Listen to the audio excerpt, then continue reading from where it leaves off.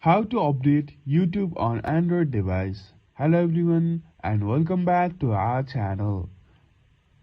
Today in this video, I'll show you how to update the YouTube application on your Android device. Updating the app can fix bugs, improve performance and add new features, ensuring it runs smoothly for the best user experience. To start, open the Google Play Store and go to the search bar. Tap on the search bar at the top of your screen and type YouTube and press search. From the search results, find and select the YouTube app. If an update is available, you will see an update button.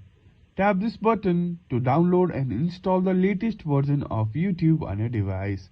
The update process may take a few moments depending on your internet, and you will see a progress indicator while it downloads and installs. Once the installation is complete, you will have the option to open YouTube directly from this screen.